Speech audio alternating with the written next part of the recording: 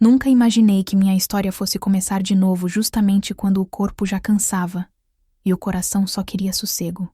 Mas foi numa tarde abafada de fevereiro, dessas em que o sol parece ferver até o pensamento, que o destino resolveu bater na minha porta.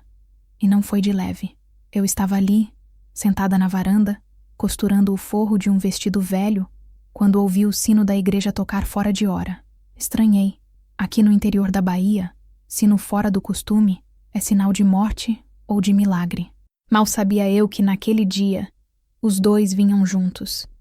Quando olhei para o portão, vi o padre vindo a passos lentos, o rosto suado, o olhar perdido.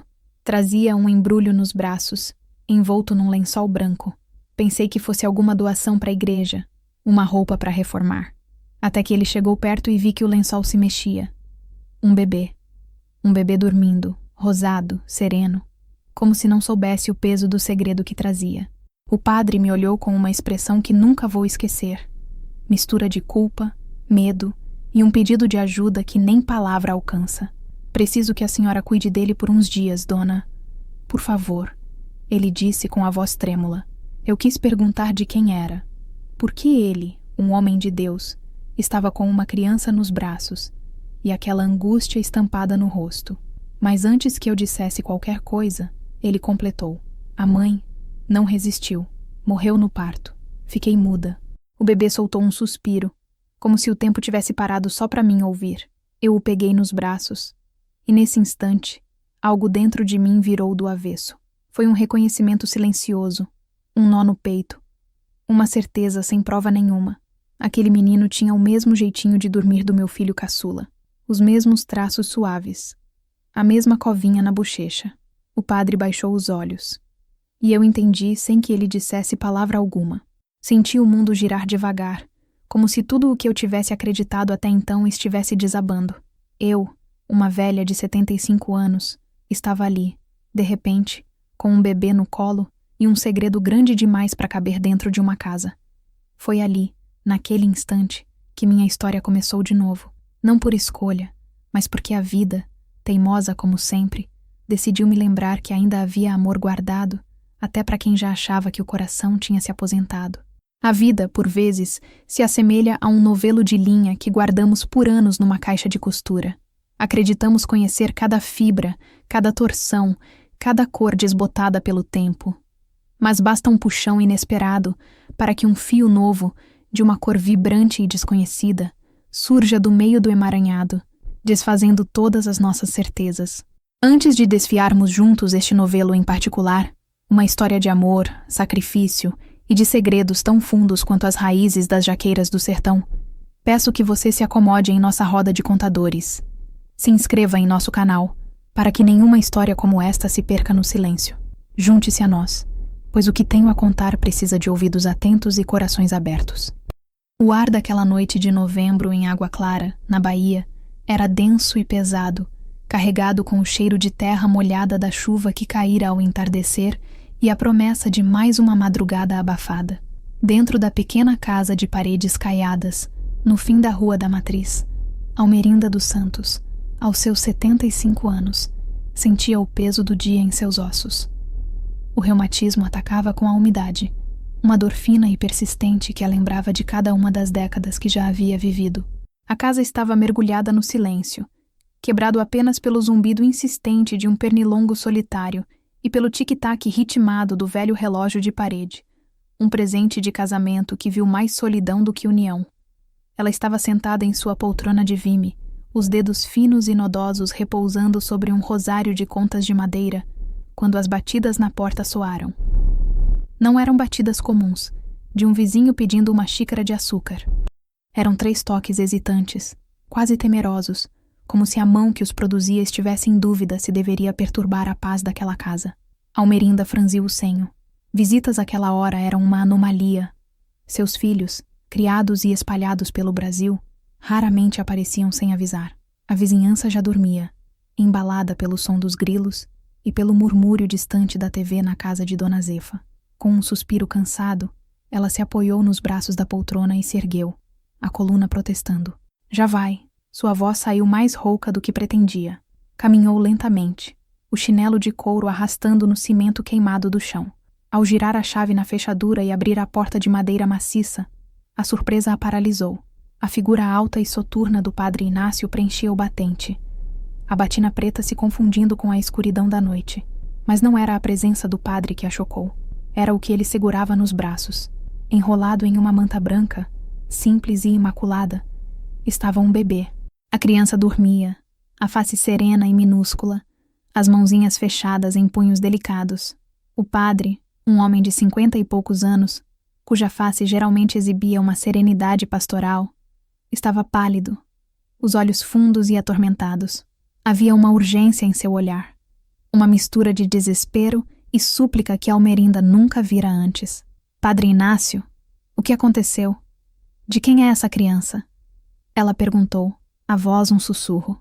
O padre não respondeu de imediato. Seus olhos varreram a rua deserta, como se temesse ser observado. Dona Almerinda. Posso entrar? É um assunto de extrema urgência e delicadeza. Almerinda recuou, abrindo espaço. O cheiro de incenso e de angústia emanava dele. Ele entrou e o silêncio da casa pareceu se aprofundar, como se prendesse a respiração. Ele caminhou até o centro da pequena sala e, com um cuidado infinito, ajeitou o bebê em seus braços. A mãe desta criança faleceu, ele disse, a voz embargada. Complicações no parto. Aconteceu hoje à tarde no hospital de Itabuna. O coração de Almerinda deu um salto doloroso. Uma vida que se iniciava sobre a sombra de um fim. Meu Deus, que tragédia! E o pai? A família? Foi então que o padre ergueu os olhos e a encarou diretamente. A verdade, ainda não dita, começou a se desenhar no ar entre eles, pesada e sufocante. Havia uma conexão ali, uma razão para ele ter batido naquela porta específica, no meio daquela noite. O pai... Não pode assumir, disse o padre Inácio, escolhendo as palavras com uma dificuldade torturante. Ele está em uma posição que o impede. Seria a ruína de tudo. Um escândalo que destruiria não apenas a ele, mas a memória da moça. Almerinda sentiu um calafrio percorrer sua espinha. Algo em seu instinto, a sabedoria acumulada de uma vida de observação silenciosa, começou a conectar os pontos. A forma como o padre olhava para o bebê não era de um simples mensageiro da tragédia. Havia algo mais, uma responsabilidade, uma culpa. E o jeito como ele olhava para ela era um pedido de absolvição que ela não compreendia. Eu não entendo, padre. O que o senhor quer de mim? Que eu ajude a encontrar a família? O padre balançou a cabeça lentamente. Ele se aproximou e, com as mãos trêmulas, estendeu o pequeno embrulho na direção dela. Eu vim pedir o impensável, dona Almerinda. Eu vim lhe pedir que fique com ele, que o crie. A proposta era tão absurda que Almerinda quase riu. Ela, uma senhora de 75 anos, com a saúde frágil e a vida estabilizada na solidão e na rotina. Criar um bebê era uma loucura. Padre, o senhor perdeu o juízo? Olhe para mim. Eu não tenho mais idade, nem força, nem... A senhora tem o mais importante. Ele a interrompeu, a voz ganhando uma força suplicante. A senhora tem um coração bom. E a senhora é a única pessoa no mundo que pode protegê-lo. A única. Ela olhou para o rosto do bebê adormecido. Um tufo de cabelo escuro e liso cobria a cabecinha. A boca pequena se moveu, formando um bico, como se sonhasse em mamar. E então, os pequenos olhos se abriram. Por um instante, na luz amarelada da lâmpada da sala, Almerinda viu. E o ar lhe faltou nos pulmões. Não eram apenas olhos de bebê. Eram olhos familiares. Um tom de castanho escuro, quase preto, com um brilho profundo, inteligente e melancólico. O mesmo formato, a mesma intensidade. Eram os olhos de João, seu filho, seu menino, o caçula, o que se tornara padre, o orgulho e a preocupação silenciosa de sua vida. Naquele instante, a verdade não foi dita, mas explodiu dentro dela, devastadora e inegável. A criança em seus braços era seu neto, e o pai, o homem que não podia assumir, era o seu próprio filho, o padre João Batista dos Santos. O silêncio na sala se tornou um grito ensurdecedor em sua mente, e o chão pareceu desaparecer sob seus pés. Para entender a magnitude do abismo que se abriu aos pés de Almerinda naquela noite, era preciso conhecer o tecido de sua vida, pacientemente bordado com fios de resiliência, fé e solidão.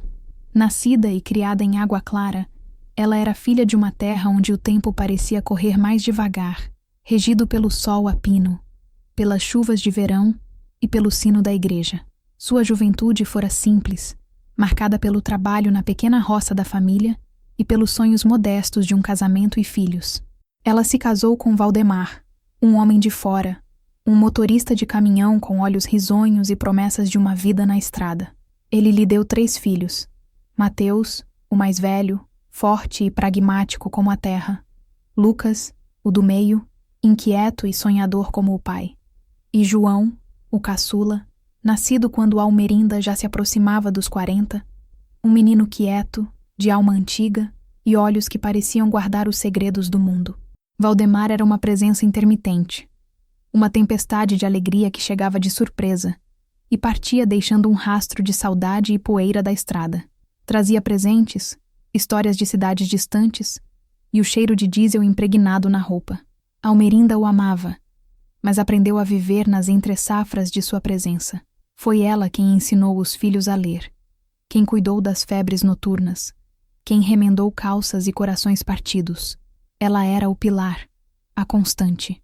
Um dia, quando João tinha apenas 5 anos, o caminhão de Valdemar não retornou. As semanas se tornaram meses, os meses, anos. Nenhuma carta, nenhum recado. Ele simplesmente se dissolveu no mapa do Brasil, tornando-se uma lenda, uma ausência dolorosa que moldou a família para sempre. Almerinda não se permitiu o luto público. Vestiu uma armadura de dignidade, ergueu a cabeça e transformou sua máquina de costura Singer, herança da mãe, em seu sustento. Passou a ser conhecida como Almerinda Costureira. De suas mãos saíam os mais belos vestidos de noiva da região, as toalhas de batismo mais delicadas, os enxovais mais caprichados. Cada ponto era uma oração, cada bainha uma meditação. Enquanto bordava flores em tecidos alheios, sua própria vida se tornava cada vez mais austera e sem adornos. A risada se tornou rara, o sorriso, contido. A vizinhança a respeitava, mas também a temia um pouco. Diziam que Dona Almerinda era séria demais, uma mulher que conversava mais com Deus e com seus santos do que com as pessoas. Os filhos cresceram. Mateus se casou com uma moça da cidade vizinha e se tornou gerente de uma fazenda de cacau. Lucas, herdando a inquietude do pai, partiu para São Paulo em busca de fortuna e nunca mais fincou raízes em lugar algum. E João?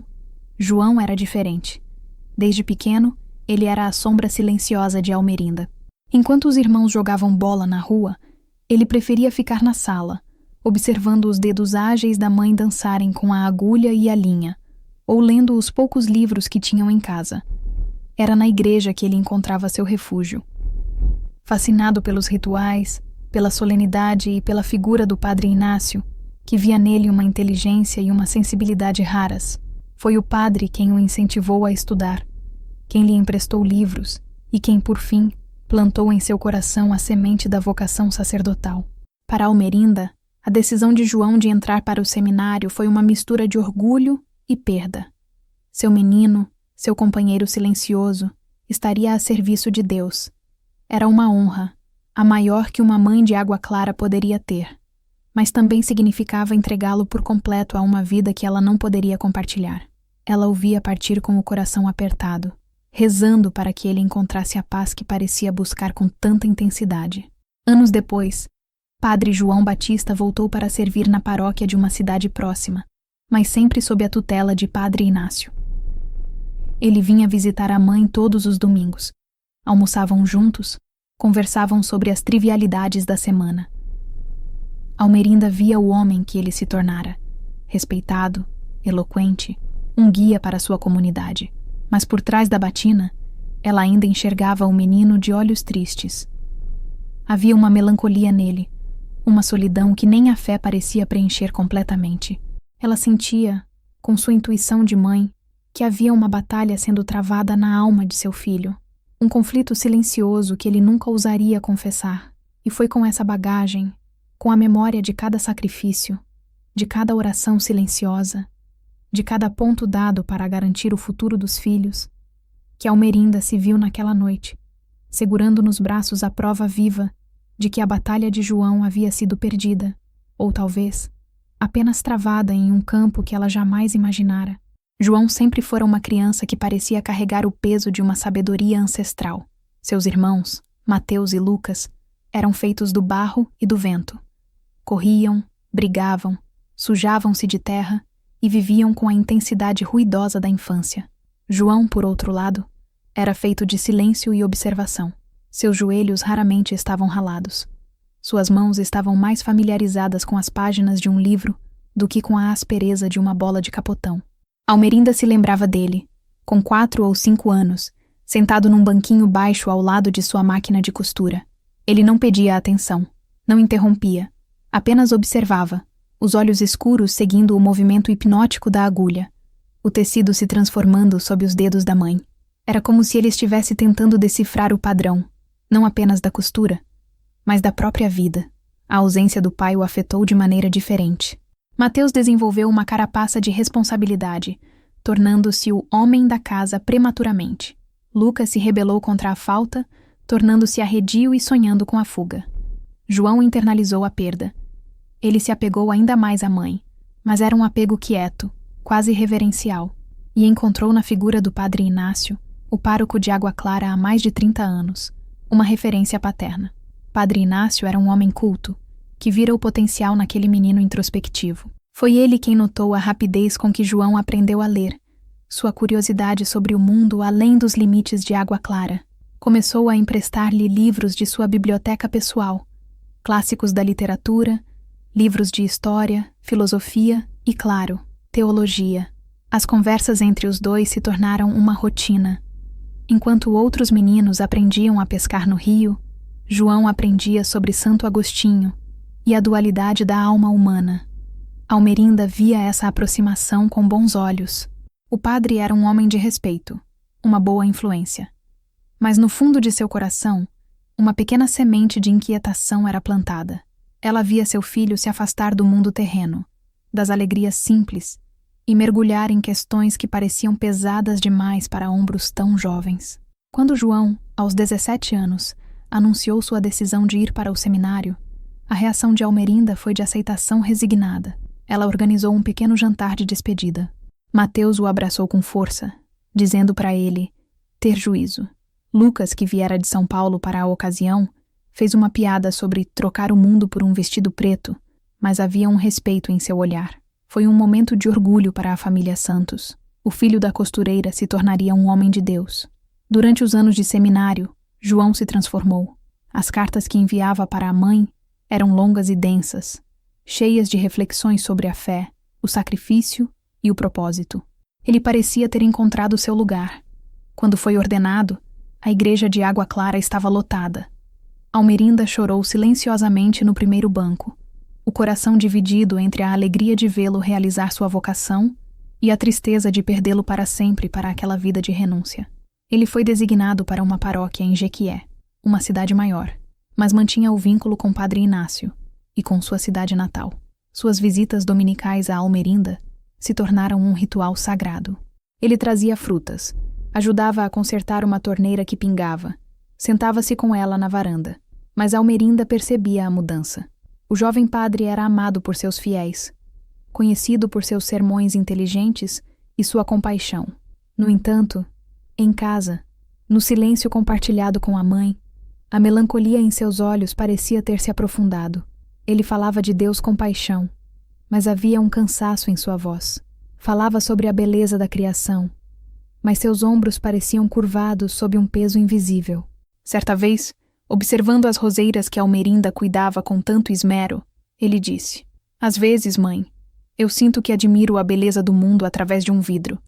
Eu a vejo, a entendo, mas não posso tocá-la." Aquelas palavras ficaram com Almerinda.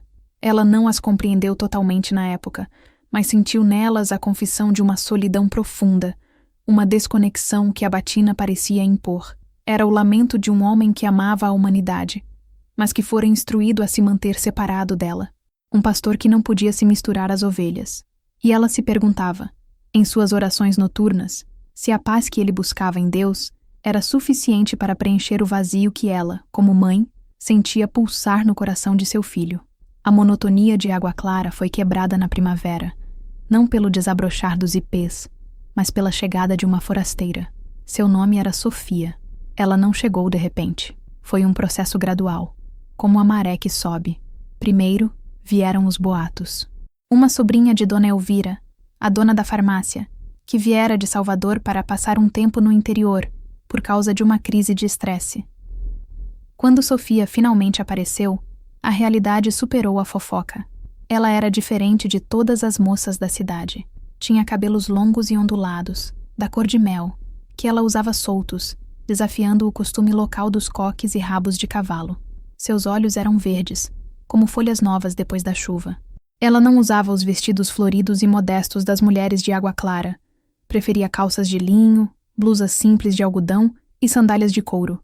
Carregava sempre um caderno de desenho e um lápis. E seu olhar não era curioso, mas analítico, como se estivesse constantemente enquadrando o mundo em uma tela imaginária.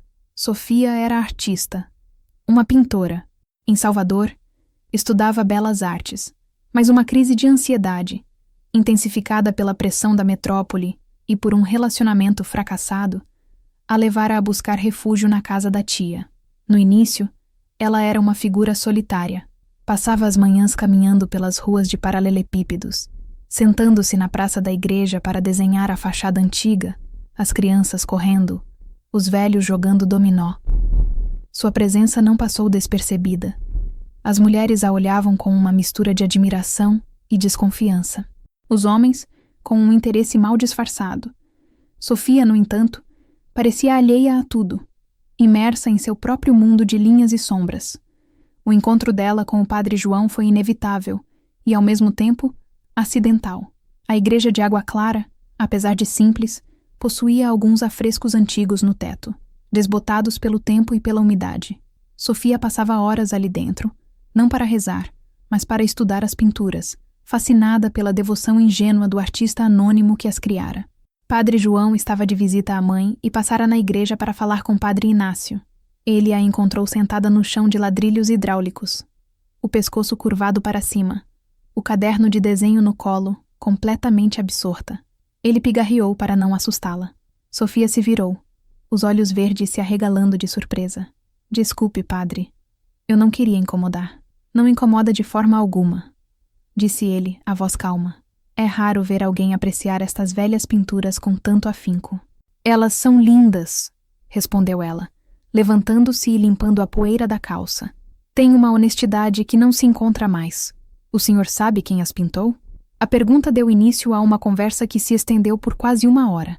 Falaram sobre arte, sobre história, sobre a diferença entre a fé que inspira a criação e a técnica que a executa. João, acostumado a conversas sobre colheitas e doenças, sentiu-se revigorado. Havia anos que não dialogava com alguém sobre os assuntos que tanto o fascinavam no seminário. Sofia, por sua vez, ficou surpresa ao encontrar naquele padre de cidade pequena uma mente tão afiada e uma sensibilidade tão apurada. Aquele foi o primeiro de muitos encontros. Eles não combinavam, mas aconteciam. Na biblioteca do padre, na praça, durante as caminhadas de Sofia ao entardecer. As conversas fluíam com uma naturalidade espantosa. Falavam sobre livros, sobre música, sobre a sensação de não pertencer completamente a lugar nenhum. João se via compartilhando com ela dúvidas e reflexões que nunca dividira com ninguém, nem mesmo com sua mãe. Sofia, por sua vez, falava de suas ansiedades, de seus sonhos de expor seus quadros em uma galeria, da pressão de sua família. Almerinda, de sua janela, via os dois conversando na praça algumas vezes. Via o jeito como seu filho sorria, um sorriso genuíno, aberto, que ela não via há muito tempo. Via o modo como Sofia gesticulava ao falar, a paixão em seus olhos. A princípio, sentiu uma pontada de alegria. Seu filho parecia mais leve, mais feliz. Ele tinha encontrado uma amiga, alguém que compreendia sua alma complexa. Mas com o tempo, a intuição de mãe, aquela voz silenciosa e infalível, começou a sussurrar um aviso. Havia algo na intensidade daquela amizade, na luz que emanava dos dois quando estavam juntos, que transcendia a simples camaradagem. Era algo belo e perigoso, como a flor de um ipê amarelo, que anuncia a primavera, mas também prenuncia as tempestades que virão. A amizade entre João e Sofia se aprofundou como um rio que cava seu leito na terra. Não era uma relação de encontros furtivos ou toques escondidos. Era algo mais sutil e talvez por isso mais poderoso. Era uma conexão de almas que se reconheciam na solidão uma da outra. Para João, Sofia era uma janela para o mundo que ele havia renunciado. Para Sofia, João era um porto seguro, uma mente brilhante e um coração compassivo que não a julgava. Os encontros deles se tornaram o ponto alto de suas semanas. Sofia descobriu que João tinha uma bela voz de tenor e um conhecimento profundo de música clássica, um gosto adquirido no seminário. Ela o convenceu a ajudá-la a consertar o velho harmônio da sacristia, que estava abandonado há anos. As tardes na igreja vazia se tornaram o santuário deles. Enquanto Sofia limpava as teclas de marfim amarelado e afinava as notas dissonantes, João lhe contava sobre Bach e Vivaldi. Às vezes, ele se sentava ao instrumento e, com os dedos um pouco rígidos pela falta de prática, tocava prelúdios que enchiam a nave silenciosa com uma melancolia sublime. Sofia se sentava em um dos bancos, fechava os olhos e desenhava as melodias no ar com os dedos. Em uma dessas tardes, enquanto o sol poente entrava pelos vitrais, tingindo o ar de tons dourados e violetas, Sofia o convenceu a cantar. Cante algo que não seja um hino, padre. Algo que o senhor ame. Hesitante, João fechou os olhos. E então, uma melodia começou a fluir de seus lábios. Não era latim, nem um salmo. Era uma antiga canção de amor italiana, Caruso, que ele aprendera com um colega de seminário. Sua voz, rica e cheia de uma emoção contida, ecoou pela igreja, contando a história de um homem que olhava nos olhos de sua amada e via o mar. Sofia ficou paralisada. A beleza da voz dele, a dor palpável na canção, a incongruência de ouvir aquilo dentro de uma igreja, cantado por um padre, criaram um momento de uma intensidade quase insuportável. Quando ele terminou, o silêncio que se seguiu era mais eloquente que qualquer aplauso. Ela o olhava, os olhos verdes marejados. Ele a encarava de volta, o peito subindo e descendo, como se tivesse corrido uma maratona. Naquele olhar, tudo foi dito. A admiração, o carinho, a atração proibida, a tristeza da impossibilidade. Nenhum dos dois ousou se mover ou falar. O ar estava elétrico com o não dito. Almerinda não precisava estar lá para sentir a mudança. Ela via em seu filho. Ele estava mais distraído. Durante os almoços de domingo, seu olhar por vezes se perdia no horizonte, um sorriso vago nos lábios. Ele falava de Sofia com uma frequência que começava a soar como uma desculpa. Sofia me emprestou um livro sobre o Renascimento. Ou, Sofia acha que as cores do entardecer aqui são únicas. Certo dia, Almerinda estava varrendo a calçada quando viu os dois caminhando na beira do rio. Mantinham uma distância respeitosa, mas a sintonia entre eles era visível. Riam de algo que ele dizia, e o som da risada de Sofia, clara e espontânea, chegou até Almerinda. Ela viu a forma como João olhava para Sofia quando ela não estava prestando atenção. Uma mistura de adoração e agonia. Foi então que o medo se instalou de vez em seu coração. Não era um medo do pecado ou do escândalo. Era o medo de mãe. O medo de ver seu filho, que já era um homem melancólico, se quebrar por inteiro. Ela sabia, com a certeza que só as mães possuem, que aquela amizade, tão pura em sua intenção, estava caminhando para uma encruzilhada perigosa. A melodia que eles compunham juntos era linda, mas era uma melodia proibida, e Almerinda temia que a nota final fosse de uma tristeza devastadora. Ela começou a rezar com mais fervor, não para que Deus os separasse, mas para que lhes desse a força para fazerem o que era certo, mesmo que ela mesma já não soubesse mais o que isso significava. A estação das chuvas chegou, e com ela, uma mudança sutil na dinâmica de Água Clara, e principalmente na casa de Almerinda. As tardes ensolaradas na praça foram substituídas por longas horas de chuva fina e insistente, que transformava as ruas em espelhos escuros e convidava ao recolhimento. Para João e Sofia, isso significou encontros menos públicos e mais íntimos. As conversas passaram da praça para a varanda coberta da casa de Dona Elvira ou para a pequena biblioteca paroquial, sob o pretexto de catalogar os livros antigos. Para o resto da cidade, Era apenas o padre sendo gentil com a sobrinha doente da farmacêutica. Mas Almerinda, com seus olhos treinados a perceber o que não é dito, via as fissuras na fachada de normalidade. Ela começou a notar pequenos detalhes, fios soltos no tecido da rotina de seu filho. João, que sempre fora pontual, começou a chegar um pouco mais tarde para os almoços de domingo. Dizia que o trânsito de Jequié estava ruim, ou que uma reunião de última hora o atrasara. Mas Almerinda sentia a pressa em suas desculpas. Certa vez, enquanto arrumava o quarto que ele usava quando pernoitava em sua casa, encontrou um livro de poemas de Florbela Espanca debaixo do travesseiro. Não era o tipo de leitura que ela associava a um padre. Na primeira página, uma dedicatória com uma caligrafia elegante e fluida. Para João, que entende a música das almas inquietas, com carinho, S. Almerinda fechou o livro como se ele queimasse em suas mãos. Aquele S não precisava de sobrenome. A inquietação se transformou em um nó apertado em seu peito. Ela queria falar, perguntar, mas não sabia como. Como uma mãe questiona a alma de um filho que é um sacerdote? Como ela poderia sequer insinuar que ele estava se desviando do caminho que jurara seguir? Qualquer palavra errada poderia ser interpretada como uma acusação, uma falta de fé nele. E então, ela escolheu o silêncio, uma ferramenta que manejara por toda a vida. Um silêncio observador, pesado, que ela esperava que João pudesse decifrar. A tensão entre eles se tornou palpável. Durante os almoços, a conversa, antes fácil, agora era pontuada por longas pausas. João parecia sempre tenso, os ombros rígidos. Ele falava demais sobre seu trabalho na paróquia, como se quisesse preencher o espaço com provas de sua dedicação. A gota d'água veio em uma noite de sábado. Uma tempestade desabou sobre a região, com raios e trovões que faziam a casa tremer. A energia elétrica acabou, mergulhando água clara na escuridão. Almerinda acendeu velas pela casa. João, que passaria a noite para celebrar a missa do domingo de manhã, andava de um lado para o outro na sala, agitado. — O que foi, meu filho? — Sente-se, a chuva vai passar, disse Almerinda, tentando soar calma. — Não é nada, mãe.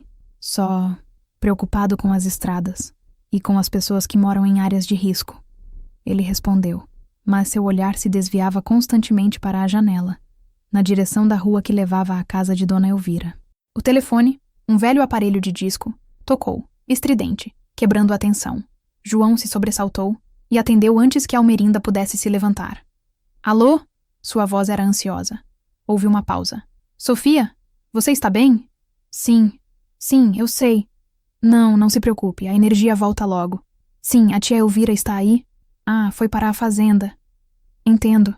Fique calma. Tranque tudo e reze um pouco. — Sim, eu também. Fique com Deus.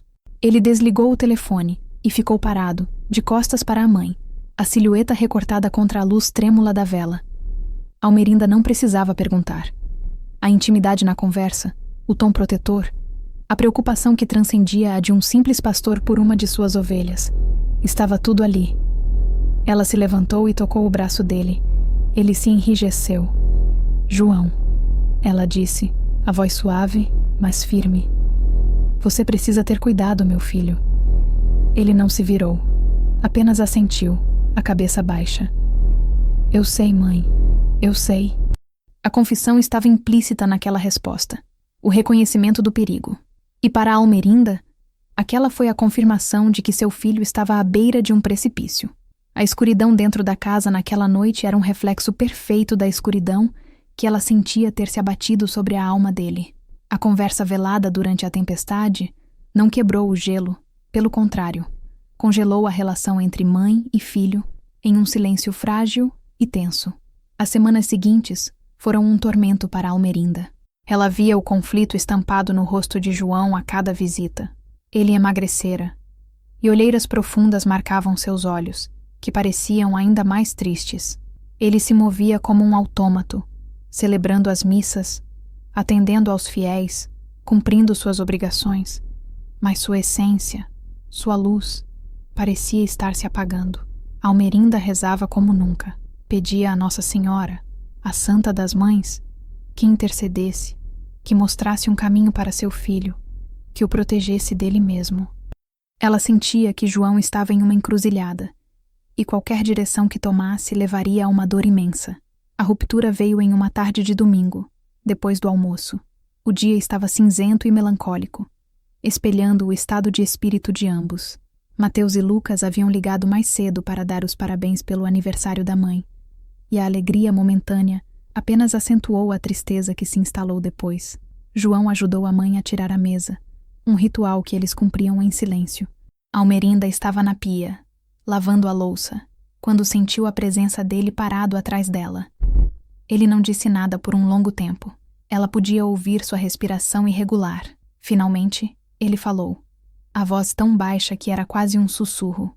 Mãe, eu não aguento mais. Almerinda fechou a torneira. O único som era o gotejar da água na louça molhada. Ela se virou lentamente, enxugando as mãos no avental. O rosto de seu filho era a imagem do desespero. Ele parecia um menino perdido, não um homem de Deus. O que foi, João? Ela perguntou, o coração apertado. Ele não conseguiu encará-la. Seus olhos estavam fixos em um ponto qualquer da parede. Eu falhei. Eu falhei com Deus. Falhei com a senhora.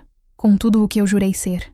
Ele caminhou até a janela da cozinha, que dava para o pequeno quintal, onde as roseiras de Almerinda resistiam à falta de sol. Quando eu entrei para o seminário, eu acreditava de verdade. Acreditava na renúncia, no sacrifício. Eu achava que o amor a Deus preencheria tudo. E preencheu, por muito tempo. Mas era um amor abstrato, grandioso, mas distante. Eu amava a humanidade, mas não tinha permissão para amar um ser humano. Ele fez uma pausa, engolindo em seco. E então, ela apareceu. E ela não é uma tentação, mãe. Não é o demônio me testando. Ela é uma pessoa com sonhos, com medos, com uma alma tão visível. E quando estou com ela, eu me sinto inteiro. Eu me sinto humano. Pela primeira vez em anos, eu não me sinto como se estivesse atuando um papel. As palavras saíram em uma torrente, como se uma represa tivesse se rompido. Eu a amo, mãe, ele disse, finalmente se virando para ela, os olhos brilhando de lágrimas não derramadas. Eu amo Sofia, e esse amor está me destruindo, porque eu também amo a Deus. Eu amo a minha vocação, e eu não sei como viver com esses dois amores dentro de mim. Um deles vai ter que morrer, e qualquer que seja a escolha, eu morro junto. Almerinda se aproximou, e pela primeira vez desde que ele era criança, o abraçou. Não um abraço formal de domingo. Um abraço de mãe, forte, desesperado, tentando juntar os pedaços do filho que se quebrava em seus braços. Ele desabou. O padre João Batista, o guia espiritual de centenas de pessoas, chorou como um menino no ombro de sua mãe. Ela o deixou chorar, acariciando seus cabelos, sentindo os tremores de seu corpo. Não havia julgamento em seu coração, apenas uma dor imensa e um amor infinito. A confissão fora feita, não no confessionário da igreja, sob a luz de velas e o peso dos rituais, mas ali, na cozinha de sua casa, entre o cheiro de comida e o som da chuva que recomeçava a cair. E Almerinda soube que, a partir daquele momento, o fardo de seu filho era também o seu. O peso da confissão de João se instalou sobre Almerinda como um manto de chumbo. A partir daquele dia, ela se tornou a guardiã de um segredo que tinha o poder de destruir a vida de seu filho, a reputação de uma moça e a paz de sua pequena comunidade. Cada vez que ia à missa e via Padre Inácio no altar, sentia uma pontada de culpa, como se estivesse traindo a confiança do homem que fora um mentor para João. Cada vez que encontrava Dona Elvira na farmácia, tinha que desviar o olhar, temendo que seus olhos revelassem o que sua boca se recusava a dizer. Sua casa, antes um refúgio de paz e rotina, transformou-se no epicentro de uma crise silenciosa. João passou a visitá-la com mais frequência, não apenas aos domingos. Ele precisava conversar, desabafar. Sentavam-se na pequena sala de estar por horas, enquanto ele dissecava sua angústia. Ele oscilava entre a decisão de abandonar a batina e a de terminar tudo com Sofia. Se eu deixar o sacerdócio, serei um homem comum, mãe, mas um homem que falhou em sua promessa mais sagrada. Como vou poder olhar para o rosto das pessoas desta cidade? Como vou olhar para a senhora? Ele dizia, a angústia gravada em cada palavra. E se eu me afastar dela? Continuava ele, em outro momento de desespero. Estarei condenando nós dois a uma vida de infelicidade. Estarei arrancando uma parte de mim. Eu não sei se consigo sobreviver a isso. Almerinda ouvia tudo com uma paciência infinita. Ela não oferecia soluções fáceis, pois sabia que não existiam. Seu papel era o de ser uma âncora no meio da tempestade. Ela tentava guiá-lo com a sabedoria simples de uma vida de dificuldades. Meu filho, o amor não é um pecado, ela lhe disse uma vez, enquanto remendava uma de suas camisas. Mas as escolhas que fazemos por causa dele têm consequências. Você fez um juramento a Deus. Sofia é uma moça de bem, que veio para cá para se curar, não para encontrar mais sofrimento. Você precisa pensar não apenas no seu coração, mas no coração dos outros também. Ela se viu em uma posição impossível. Como católica devota, a ideia de seu filho abandonar o sacerdócio a apavorava. Era uma quebra de um pacto divino. Mas como mãe, ver a agonia em que ele vivia era uma tortura. Ela queria sua felicidade, mas o caminho para essa felicidade parecia pavimentado com desonra e escândalo. A situação a forçou a confrontar suas próprias crenças. A fé que sempre fora seu guia, seu conjunto de regras claras e imutáveis, agora parecia complexa e cheia de áreas cinzentas. O que era mais importante aos olhos de Deus? Manter um juramento feito em juventude ou abraçar um amor que parecia tão genuíno e transformador? Ela rezava pedindo clareza, mas as respostas não vinham. Sua solidão se aprofundou. Não podia compartilhar seu fardo com ninguém, nem com os outros filhos, que não entenderiam a complexidade da situação, nem com suas vizinhas, para quem a história se tornaria a fofoca do ano. Ela carregava o segredo em silêncio, e isso a envelheceu mais em poucos meses do que os 10 anos anteriores. Suas mãos tremiam mais ao costurar, e novas linhas de preocupação se gravavam em seu rosto. Ela era a única que sabia da tempestade que se formava sob a superfície calma da vida de seu filho, e se sentia impotente, como alguém que observa um barco à deriva, sem remos, navegando em direção a uma rocha inevitável. O outono chegou, pintando as poucas árvores de água clara com tons de ferrugem e ouro. A crise de João, no entanto, permanecia em um impasse angustiante. Ele continuava dividido, paralisado pela indecisão, e enquanto ele hesitava, a vida, com sua indiferença implacável, seguia seu curso. Sofia também estava sofrendo. Almerinda a via de longe, e percebia que a leveza que ela trouxera para a cidade havia desaparecido. Ela parecia mais pálida, mais magra. O caderno de desenho era visto com menos frequência em suas mãos. O brilho em seus olhos verdes fora substituído por uma sombra de preocupação. A situação, que começara como uma bela e proibida melodia, transformara-se em uma nota dissonante e prolongada, causando dor a todos os envolvidos. Um dia, Sofia tomou a iniciativa. Bateu à porta de Almerinda. Foi uma surpresa. As duas nunca haviam conversado a sós. Almerinda a convidou para entrar, o coração batendo forte. Sofia sentou-se na beira da poltrona, as mãos entrelaçadas no colo, nervosa. Dona Almerinda, eu precisava falar com a senhora. Eu sei que a senhora sabe, sobre mim e o João. Almerinda apenas assentiu, esperando. Eu nunca quis causar problemas, continuou Sofia, a voz trêmula. Eu nunca quis que ele sofresse. Eu o amo, e é por amá-lo que eu acho que preciso ir embora. Esta situação não é justa com ninguém, principalmente com ele.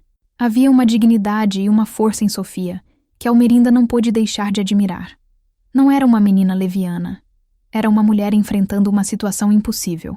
Ir embora pode ser o mais fácil, minha filha. Mas nem sempre o mais fácil é o certo, disse Almerinda, surpreendendo a si mesma. O que o coração de vocês diz? Nossos corações estão confusos, dona Almerinda, e assustados. A conversa foi longa e sincera. Pela primeira vez, Almerinda viu a situação pelos olhos de Sofia. Viu o amor genuíno, o medo do futuro, a culpa, e entendeu que não havia vilões naquela história, apenas seres humanos apanhados em uma teia de emoções, deveres e desejos conflitantes. Mas a decisão de ir embora foi adiada. A esperança, teimosa, ainda sussurrava que uma solução poderia ser encontrada. Eles continuaram a se encontrar, agora com a urgência de quem sabe que o tempo está se esgotando. E então, o relógio parou de apenas fazer tic-tac. Ele disparou um alarme. Foi em uma noite de quinta-feira. João chegou à casa da mãe sem avisar. Estava mais pálido do que nunca. Entrou sem dizer uma palavra, sentou-se à mesa da cozinha e enterrou o rosto nas mãos. Almerinda se aproximou, o medo gelando suas veias. João? O que aconteceu? Ele ergueu o rosto. Seus olhos estavam vazios, em estado de choque. Acabou, mãe. Tudo acabou. O que acabou, meu filho? Você e Sofia? Vocês terminaram? Ele balançou a cabeça, um sorriso amargo e sem humor torcendo seus lábios. Não, é pior. Muito pior. Ele respirou fundo, como se buscasse ar no fundo de um poço. Sofia, ela está grávida. A frase pairou no ar da pequena cozinha, pesada e real. Grávida. Uma única palavra que transformava um drama pessoal em uma catástrofe iminente. A crise de consciência se tornara uma crise de carne e osso. O segredo, antes uma sombra, agora tinha um batimento cardíaco. O tic-tac do relógio não era mais sobre indecisão. Era a contagem regressiva para a explosão. O silêncio que se seguiu à revelação de João foi o mais profundo que a velha casa de Almerinda já conhecera. Era um silêncio feito de choque, de medo e da compreensão súbita de que todas as pontes para um retorno à normalidade haviam sido queimadas. O problema não era mais uma questão de coração ou de vocação. Era uma vida, uma nova vida que estava a caminho, trazendo consigo um escândalo de proporções inimagináveis para uma cidade como Água Clara. Almerinda sentou-se na cadeira em frente a João. Suas pernas fraquejaram e ela precisou se apoiar na mesa. Olhou para o filho e, pela primeira vez em sua vida, viu nele um estranho. Não o menino quieto, não o padre devoto, apenas um homem apavorado, quebrado pela consequência de seus atos. Quando, ela conseguiu perguntar, a voz um fio, há algumas semanas. Foi só uma vez, mãe. Um momento de fraqueza, de desespero. Nós nos sentimos tão perdidos, ele gaguejou, a vergonha atingindo seu rosto pálido. Ela fez o teste hoje. Deu positivo. O primeiro instinto de Almerinda foi a raiva. Uma raiva fria, cortante. Raiva da fraqueza dele, da imprudência. Raiva por ele ter permitido que a situação chegasse a esse ponto. Mas a raiva se dissolveu tão rápido quanto veio, substituída por uma tristeza avassaladora. A tristeza por seu filho, por Sofia e pela criança inocente que seria lançada no meio daquele furacão. E Sofia, onde ela está? Perguntou Almerinda, a mente já começando a trabalhar, a buscar saídas, a construir defesas. Na casa da tia, ela está arrasada, com medo. Não sabemos o que fazer. Pois agora vocês vão saber, disse Almerinda, a voz ganhando uma firmeza que ela não sentia. A mulher prática, a costureira que passara a vida resolvendo problemas com linha e agulha, assumiu o controle. Chame-a. Mande-a vir aqui. Agora. João hesitou. Mãe, já é tarde. Eu não perguntei a hora, João. Chame-a. 20 minutos depois, Sofia bateu à porta, o rosto inchado de chorar, o corpo encolhido dentro de um casaco fino. Almerinda a fez entrar e sentar-se ao lado de João na mesa da cozinha. A cena era surreal. O padre e sua amante grávida, sentados como duas crianças esperando a sentença, sob o olhar severo e triste da matriarca. Aquela cozinha, palco de tantos almoços de domingo e conversas triviais, havia se tornado um tribunal. Almerinda não gritou, não fez acusações. Ela os olhou, um de cada vez, e começou a falar, a voz baixa, mas cada palavra pesando 1 tonelada. A primeira coisa que vocês precisam entender é que não há mais e se. O que está feito, está feito. O tempo para lamentos acabou. Agora é tempo de responsabilidade. Ela se virou para Sofia. Você é minha filha. Você não tem culpa de nada sozinha. Mas agora você carrega uma vida. Sua saúde, sua paz são prioridades. Você não pode ficar em Água Clara. Amanhã você vai arrumar suas coisas. Vai dizer à sua tia que uma parente em Salvador ficou muito doente e precisa de seus cuidados. Uma tia-avó, alguém que ninguém aqui conheça. Você vai voltar para a capital e vai ficar lá. Ninguém pode saber dessa gravidez. Depois, ela se virou para João. Seu olhar era duro, mas cheio de uma dor profunda. E você, meu filho? Você vai continuar sendo o padre João Batista. Vai celebrar suas missas, vai ouvir as confissões, vai sorrir para as pessoas. Você vai enterrar essa angústia tão fundo que ninguém, nem mesmo o padre Inácio, poderá desconfiar de nada. Você vai mandar dinheiro para Sofia todos os meses. Todo o seu salário, se for preciso. Para que nada falte a ela ou à criança. Você entende? Os dois apenas assentiram, atordoados pela rapidez e pela autoridade com que ela traçara o plano. Esta criança, continuou Almerinda, a voz embargando pela primeira vez, não pediu para vir ao mundo no meio desta confusão. Ela não terá o nome do pai no registro. Não terá uma família normal. Mas ela terá nosso amor e nossa proteção, custe o que custar. Nós três, aqui nesta cozinha, estamos fazendo um pacto de silêncio, pelo bem desta criança. Ela se levantou, as mãos na cintura, a personificação da força nascida do desespero. Agora vão. Sofia, vá para casa e descanse. João, leve-a e depois volte para Jequié. A partir de amanhã, a mentira começa. E que Deus tenha piedade de nossas almas. Quando eles saíram, Almerinda ficou sozinha na cozinha. A adrenalina passou, e o peso do que acabara de fazer desabou sobre ela. Ela não apenas aceitara a situação, mas se tornara a arquiteta da farsa que definiria o futuro de todos eles. Olhou para o crucifixo na parede, o mesmo para o qual rezava todas as noites. Naquela noite, ela não conseguiu rezar. Apenas encarou a imagem de Cristo e sussurrou: perdão. Por ele. E por mim. O julgamento na cozinha havia terminado, mas a sentença seria cumprida por toda a vida. O dia seguinte amanheceu cinzento e úmido. Um espelho do estado de espírito de Almerinda. A noite fora um longo corredor de insônia e pensamentos atormentados. Cada cenário possível, cada risco, cada detalhe da mentira que ela mesma criara desfilava em sua mente. Mas quando o sol nasceu, a decisão estava solidificada em seu coração. Não havia mais volta. Conforme o plano, Sofia anunciou sua partida. A história da tia-avó doente foi aceita sem questionamentos. Dona Elvira, preocupada com a sobrinha, até lhe deu um dinheiro extra para a passagem e as despesas iniciais. A despedida entre Sofia e João foi breve e dolorosa.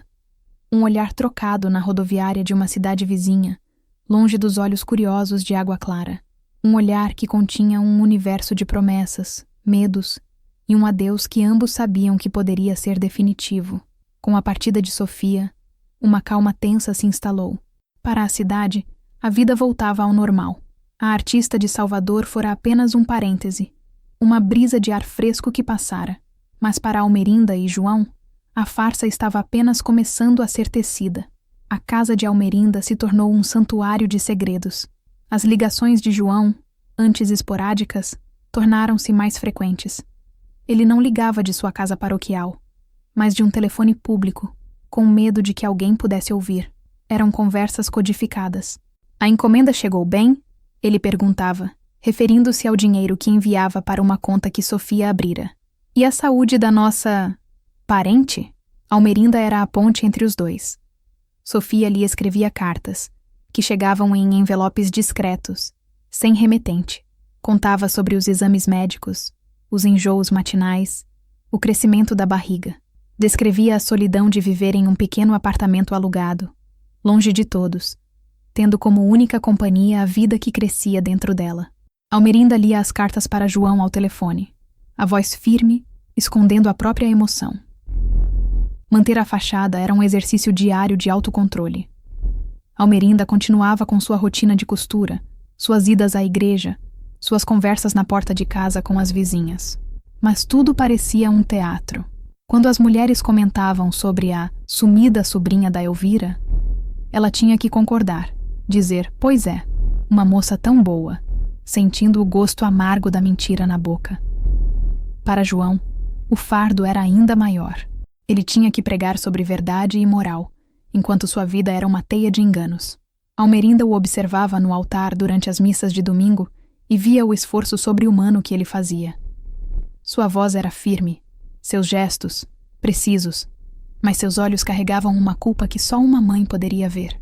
Ele se jogou no trabalho com um fervor quase doentio, como se tentasse expiar seu pecado através da exaustão. Organizava campanhas de caridade, visitava os doentes, passava noites em vigília. Tornou-se um padre ainda mais amado e respeitado, e a ironia disso era uma faca que se torcia lentamente no coração de Almerinda. Os meses se arrastaram, cada um trazendo mais ansiedade. A barriga de Sofia crescia, e com ela, o medo. E se alguém descobrisse? E se ela ficasse doente? E se o bebê nascesse com algum problema?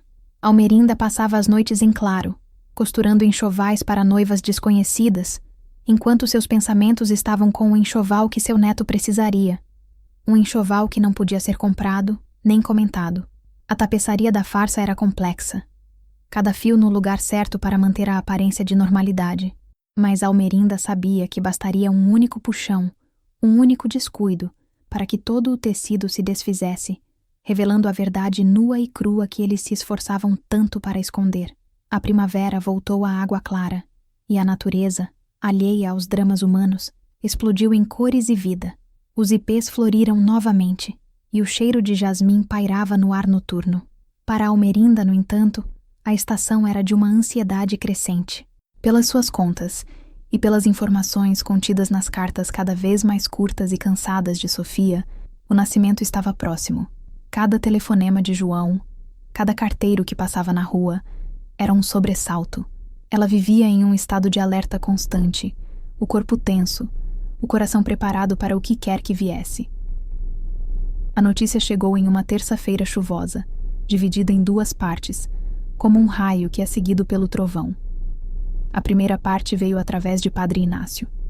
Ele apareceu na casa de Almerinda no final da tarde, o rosto carregado de uma tristeza genuína. Ele vinha, a pedido de Dona Elvira, trazer uma notícia terrível. Dona Almerinda, sinto muito ter que ser o portador de uma notícia tão triste. Ele começou, sentando-se na poltrona que um dia ocupara com um bebê nos braços, em um futuro que ainda não acontecera. É sobre a sobrinha de Elvira, a Sofia. O coração de Almerinda parou. Ela se agarrou ao braço de sua própria poltrona para não cair. Receberam um telefonema do hospital em Salvador. Parece que ela estava grávida.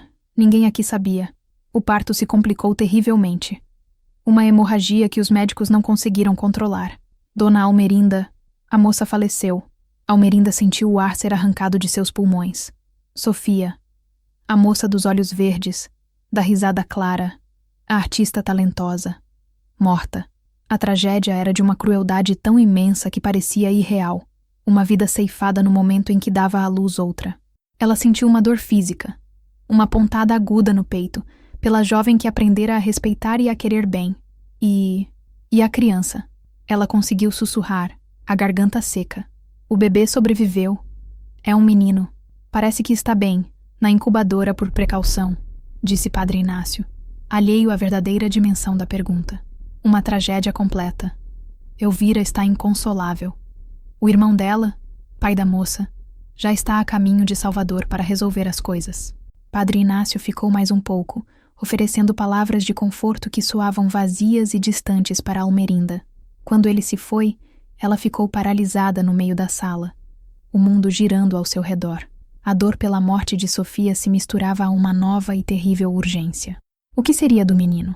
O pai de Sofia, um homem que nem sabia da existência do neto até agora, o criaria. E João? Ele já sabia? A segunda parte da notícia, o trovão, chegou horas depois, na escuridão da noite. Foi o telefonema de João, de um orelhão na beira da estrada. A voz quebrada pelo choro, quase ininteligível. Mãe, ela se foi. Sofia se foi. É minha culpa. É tudo minha culpa. Ele soluçava. A dor e a culpa o desfazendo do outro lado da linha. Almerinda, reunindo uma força que não sabia possuir, engoliu a própria dor. Agora não era hora de chorar. Era hora de agir. João, me escute. Onde você está? Não sei. Em algum lugar na estrada? Eu não consigo pensar. Você precisa se acalmar, meu filho. Pelo seu filho. Ele está vivo, João. Você tem um filho. Ele precisa de você. Eu não posso. Ele gritou, a voz rasgada de agonia. Eu sou a causa da morte dela. Como eu posso olhar para o rosto dele e não ver o que eu fiz? Eu o condenei a crescer sem mãe. Eu sou um monstro, mãe. A conversa foi a mais difícil da vida de Almerinda. Ela teve que ser a rocha para um homem que se desmanchava em culpa e remorso. Ela o instruiu, o acalmou, o forçou a pensar com clareza. O pai de Sofia não poderia criar a criança. Ele era um homem amargurado, que culparia o neto pela morte da filha. A criança não estaria segura. Foi no meio daquela conversa desesperada, com o som da chuva batendo na janela e a voz de seu filho quebrado ao telefone, que a decisão final tomou forma na mente de Almerinda. Uma decisão tão radical, tão absurda, que só poderia nascer do mais profundo amor e do mais absoluto desespero. João, ela disse, a voz subitamente calma e decidida. Volte para sua paróquia. Continue seu trabalho. Deixe que eu resolvo. Eu vou cuidar do seu filho. Houve um silêncio do outro lado da linha. Mãe, o que a senhora está dizendo? Eu vou criá-lo. Direi que é um filho de uma parente distante que morreu. Direi que o adotei. Ninguém vai saber a verdade. Ele será meu filho. E seu segredo estará seguro.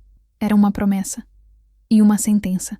Naquela noite, Almerinda não só perdeu Sofia, como também perdeu uma parte de seu filho para a culpa. E, em troca, ganhou um neto que ela teria que chamar de filho, assumindo para si o peso final daquele amor proibido.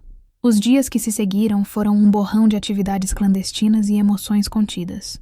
Enquanto Água Clara comentava a triste história da sobrinha da Elvira em tons de lamento e fofoca, Almerinda e João, com a ajuda relutante e atormentada do padre Inácio, executavam seu plano desesperado.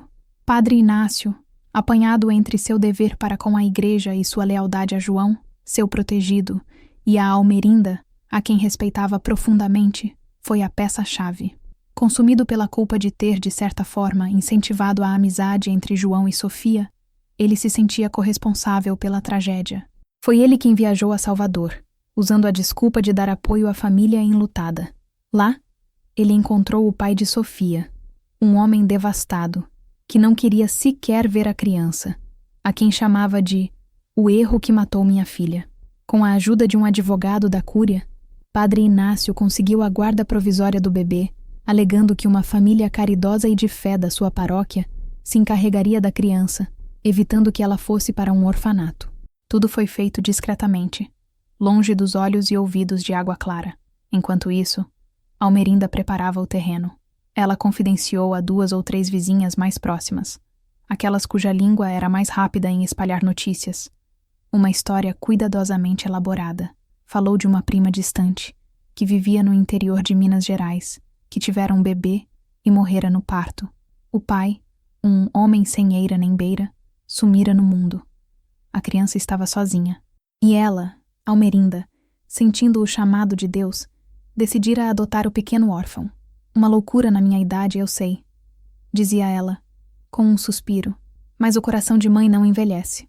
A história, tão cheia de drama e caridade, foi recebida com uma mistura de assombro e admiração.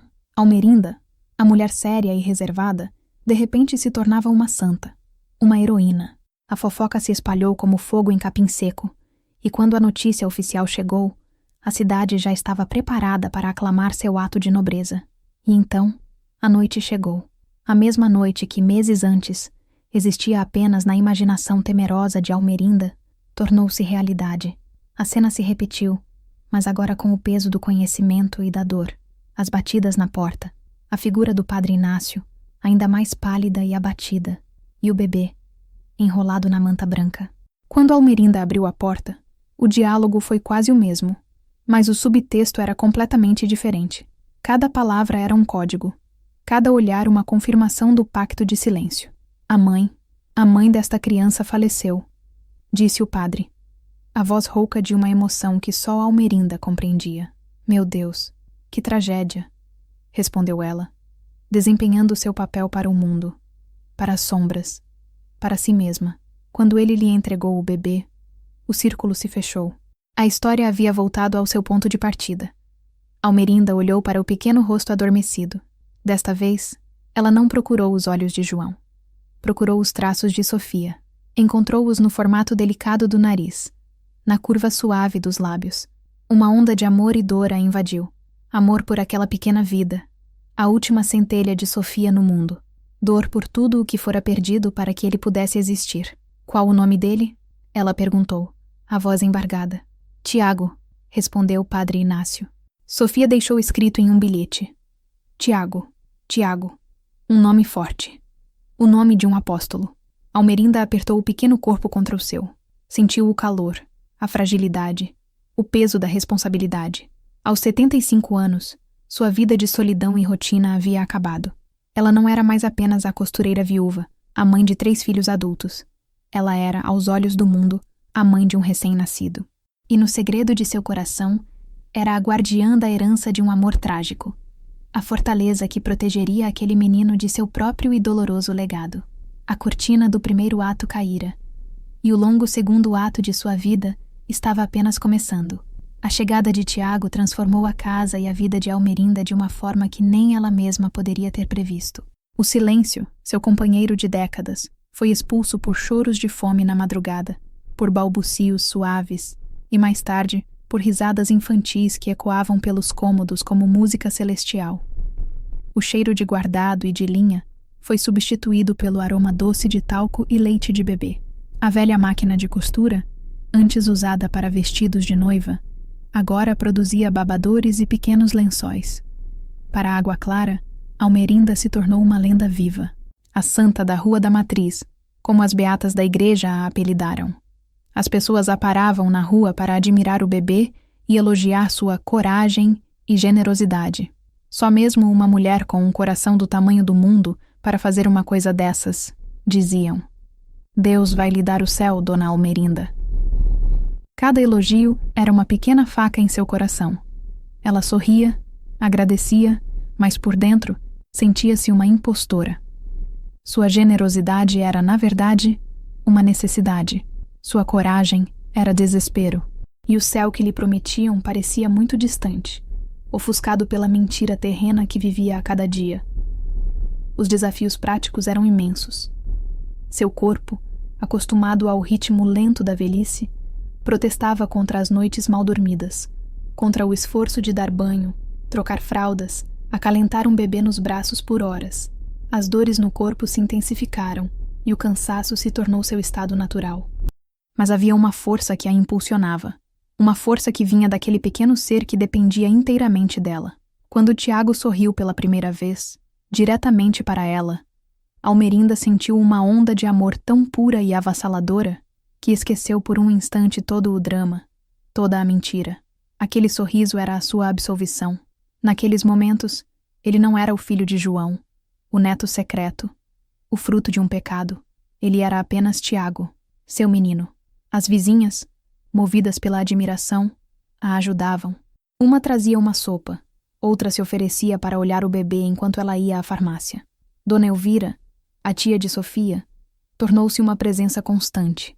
Alheia à verdade, ela via em Tiago uma forma de sublimar sua dor. Trazia presentes, roupas, brinquedos. Ele me lembra um pouco a minha Sofia quando era bebê, dizia ela, com os olhos marejados, sem fazer ideia da precisão de suas palavras. Cada visita de Elvira era uma tortura para Almerinda, que tinha que manter a compostura, oferecer um café e ouvir histórias sobre a infância da mãe do menino que ela criava. A relação com João se tornou ainda mais distante e complexa. Ele enviava dinheiro fielmente, depositado na conta de Almerinda, mas suas ligações se tornaram raras. E suas visitas, mais ainda. A culpa o consumia de tal forma que ele não suportava a ideia de estar perto do filho. A presença de Tiago era um lembrete constante de Sofia, de sua fraqueza, de sua promessa quebrada. Em uma das poucas vezes que ele veio à Água Clara, Almerinda insistiu que ele segurasse o filho. João pegou o bebê de 6 meses com as mãos trêmulas, como se segurasse um objeto frágil e perigoso. Tiago, sentindo a tensão, começou a chorar. João o devolveu rapidamente para Almerinda, o rosto contorcido em dor. Eu não consigo, mãe. Eu não consigo, ele sussurrou e saiu da casa, deixando para trás o cheiro de sua angústia. Almerinda entendeu com o coração partido que teria que ser pai e mãe, e avó, e guardiã do segredo, tudo em uma só pessoa. Ela olhou para Tiago, que já se acalmara em seu colo, os olhinhos escuros fixos nela. Naquele olhar, ela encontrou seu propósito. O mundo podia chamá-la de santa, mas ela sabia a verdade. Ela era apenas uma mulher velha e cansada, que fora incumbida da tarefa mais difícil e mais sagrada de todas: amar incondicionalmente. Enquanto Tiago crescia, transformando-se de um bebê roliço em um menino curioso e cheio de vida, a figura de seu pai biológico, João, se tornava cada vez mais etérea e distante. A culpa, como uma era venenosa, havia envolvido a alma de João, sufocando qualquer possibilidade de ele exercer sua paternidade, mesmo que à distância. Cerca de 1 ano após o nascimento de Tiago, João tomou uma decisão drástica. Ele solicitou ao bispado uma transferência para uma missão, uma paróquia remota no interior do Amazonas, um lugar esquecido por Deus e pelos homens, onde ele poderia se punir com trabalho árduo e isolamento. A despedida foi na casa de Almerinda. Não houve lágrimas, apenas um silêncio pesado, carregado de palavras não ditas. João olhou para Tiago, que engatinhava pela sala, feliz e alheio a tudo. Havia um desejo imenso em seus olhos, uma vontade de se ajoelhar, de abraçar o filho, mas seus pés pareciam pregados ao chão. É melhor assim, mãe, ele disse a voz rouca. Lá eu posso servir, tentar fazer algum bem para compensar todo o mal que eu fiz. Ele estará melhor sem mim, sem a minha sombra. Uma criança precisa de um pai, João, não de uma sombra ou de um fantasma, respondeu Almerinda, a amargura tingindo sua voz. Ele tem a senhora. A senhora é mais do que ele poderia sonhar em ter, disse ele. Continuarei mandando o dinheiro, sempre. É o mínimo que posso fazer. Ele se aproximou de Almerinda, beijou-lhe a testa, um gesto frio e final. Deu uma última olhada para o filho, uma imagem que ele gravaria na memória para lhe servir de penitência, e partiu. Almerinda ficou na porta, observando-o se afastar, até ele se tornar um ponto no final da rua. Naquele momento, ela sentiu um misto de raiva e compaixão. Raiva de sua fraqueza, de sua fuga, compaixão pela dor que o corroía e que ela, como mãe, não podia curar. A ausência de João se tornou um fato. As transferências bancárias continuavam a chegar pontualmente, uma prova fria e impessoal de sua existência. Mas as ligações cessaram. Cartões postais com paisagens amazônicas chegavam ocasionalmente, com mensagens curtas e formais. Espero que estejam bem. Rezo por vocês. Com respeito, João. Para Tiago, a figura do pai era uma construção baseada nas histórias que Almerinda criava. Ela lhe contara a mesma história que contara à cidade, que seu pai era um homem bom, mas um andarilho, que morrera em um acidente de trabalho em algum lugar distante, antes mesmo de saber que seria pai. Era uma mentira mais simples, mais limpa, que evitava perguntas complicadas. Mas a ausência não é um vácuo. Ela é uma presença. Tiago sentia a falta de uma figura paterna nos pequenos detalhes do dia a dia. Nas festas de Dia dos Pais na escola, quando ele era o único a fazer um cartão para o Pai no céu. Nos jogos de futebol na rua, quando os outros meninos eram ensinados a chutar pelo pai. Ele nunca se queixou. Era um menino sensível e percebia que o assunto entristecia sua mãe. Mas Almerinda via a pergunta em seus olhos, a curiosidade sobre o homem cujo sangue corria em suas veias. Padre Inácio, envelhecido e curvado não apenas pela idade, mas também pelo peso do segredo, tentou de certa forma preencher esse vazio. Ele se tornou uma espécie de avô para Tiago. Trazia-lhe livros, ensinava-lhe a jogar xadrez, contava-lhe histórias. O menino o adorava. E Almerinda observava essa relação com um coração ambivalente. Era grata pela bondade do velho padre. Mas cada gesto de carinho dele para com Tiago era um lembrete da falha de seu próprio filho. Os anos passavam, e a sombra do pai ausente se estendia sobre a pequena família. Era uma sombra com a qual eles aprenderam a conviver. Um espaço vazio na mesa. Um nome que não era dito. E Almerinda, em suas orações, não pedia mais pelo retorno de João. Pedia apenas que um dia, se Deus permitisse, a ferida causada por aquela ausência pudesse, de alguma forma, cicatrizar no coração de seu menino. Os anos em Água Clara se desenrolavam com a lentidão de um rio na seca. Para Almerinda e Tiago, a vida se assentou em uma rotina de afeto e cumplicidade. Eles eram um universo de duas pessoas, um mundo à parte no coração da pequena cidade. Almerinda era a lua, e Tiago, a maré, seguindo seus movimentos, sua luz, sua força gravitacional. Ele cresceu sendo o filho de Dona Almerinda, um título que carregava com uma mistura de orgulho e singularidade. Era um menino inteligente e observador, com os olhos escuros e a alma quieta de João, mas com o sorriso fácil e a curiosidade artística de Sofia. Passava horas na varanda, desenhando em cadernos que Padre Inácio lhe dava, recriando o mundo ao seu redor com um talento que fazia o coração de Almerinda doer de uma saudade que ela não podia nomear. A diferença de idade entre eles, que poderia ser um abismo, tornou-se uma ponte. Almerinda, com a paciência da velhice, ensinou-lhe a ler usando a Bíblia e os almanaques antigos. Tiago, com a energia da juventude, a mantinha ativa, forçando-a a caminhadas lentas até o rio e a longas tardes no quintal. Ele era seus olhos para um mundo que já não lhe interessava, e ela era a sua raiz, a sua história, a sua segurança. O vínculo deles era forjado nos pequenos rituais, no café da manhã com bolo de fubá, na reza do terço antes de dormir, na forma como ele se aninhava ao seu lado na poltrona para ouvir as histórias de sua infância. Ele a chamava de mãe, e a palavra vinda de sua boca soava natural, certa, como se sempre tivesse sido assim. Mas à medida que ele crescia, a bolha protetora que Almerinda construíra ao seu redor começava a apresentar pequenas fissuras. A curiosidade infantil deu lugar a questionamentos mais profundos. Mãe, por que a senhora tem cabelo todo branco? E as mães dos meus amigos têm cabelo preto? Ele perguntou uma vez, aos 7 anos, com uma inocência desconcertante. Almerinda sorriu, ajeitando os óculos. Porque eu guardei todo o meu amor por muito tempo, esperando por você. E o amor, quando guardado por muito tempo, deixa o cabelo da gente branquinho como algodão.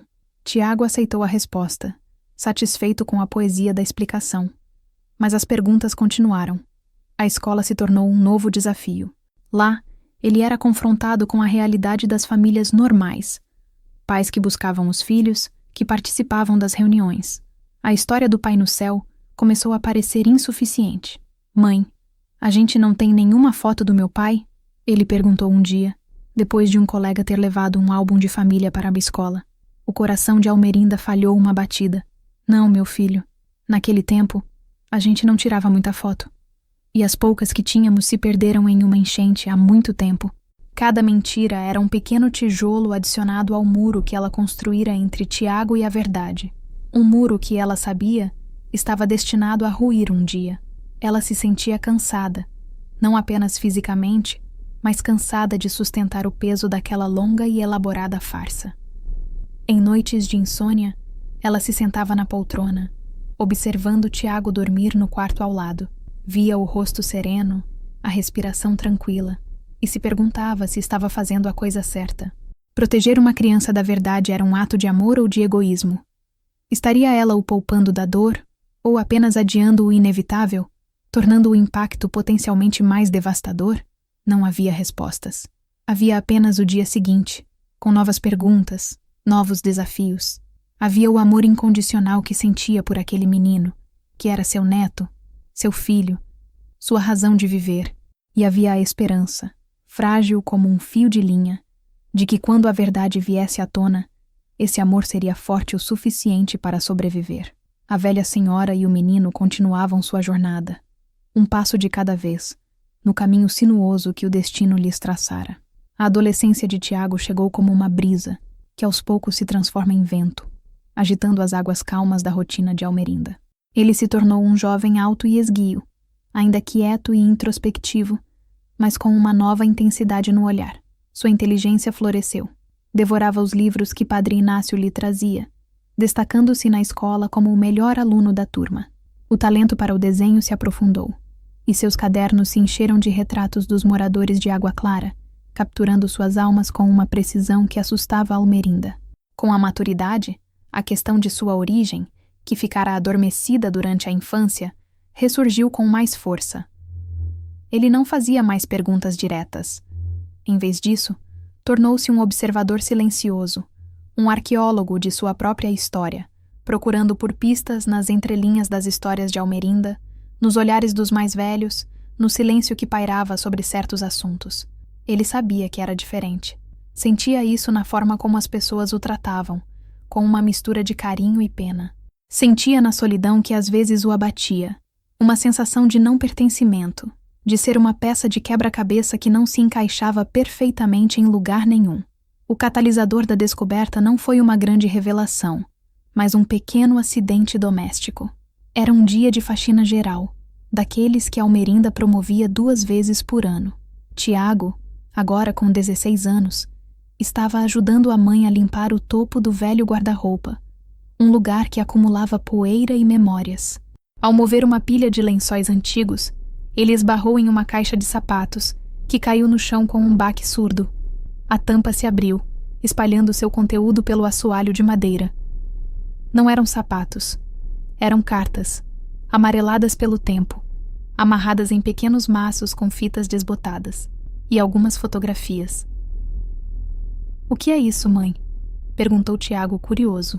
Almerinda gelou. Era sua caixa de memórias, o único lugar onde guardava vestígios de seu passado, as cartas de seus filhos, as fotos do batizado deles, a única foto que tinha de Valdemar. E escondido no fundo, o que ela nunca tivera coragem de jogar fora: as cartas de Sofia. "Não é nada, meu filho.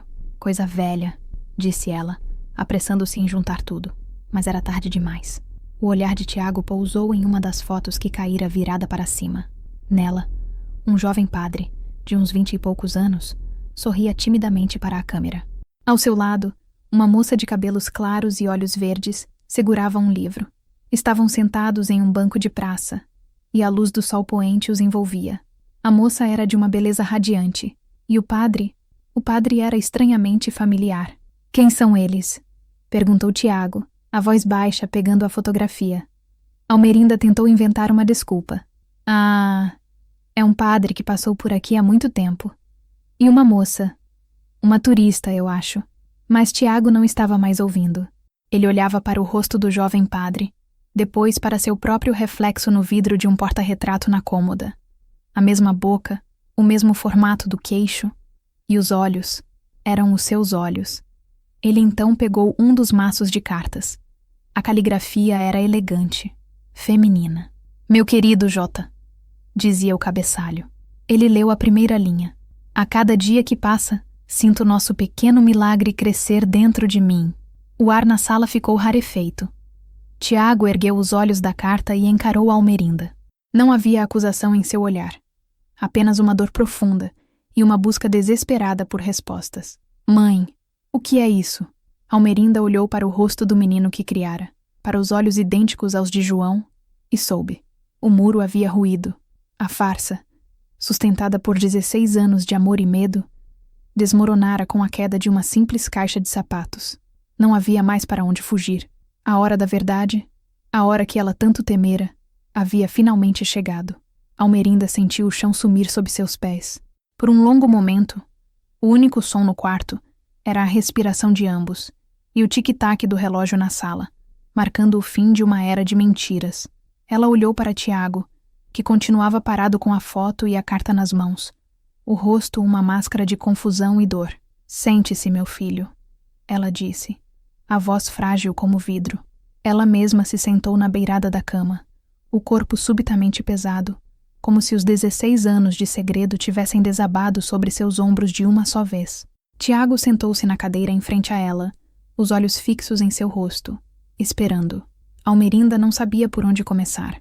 Como se conta a uma criança que toda a sua vida foi construída sobre uma base falsa. Como se revela uma verdade tão complexa e dolorosa, sem destruir a pessoa que se ama.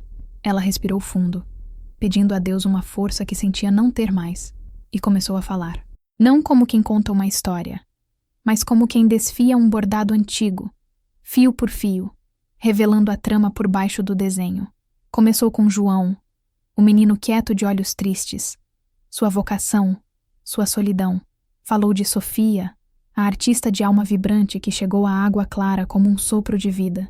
Descreveu a amizade deles, a conexão profunda, o amor impossível que floresceu na sombra da igreja. Sua voz não era de julgamento, mas de compaixão. Ela tentava pintar o retrato de duas boas pessoas apanhadas em uma circunstância extraordinária. Tiago ouvia em silêncio absoluto, o rosto impassível, mas os nós dos dedos, brancos de tanto apertar a foto, traíam sua agitação interior. Almerinda continuou, a voz embargada ao chegar na parte mais difícil. Falou da gravidez, do pânico, do plano desesperado traçado naquela mesma casa.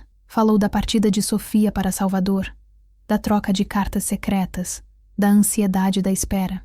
E então, ela falou da morte.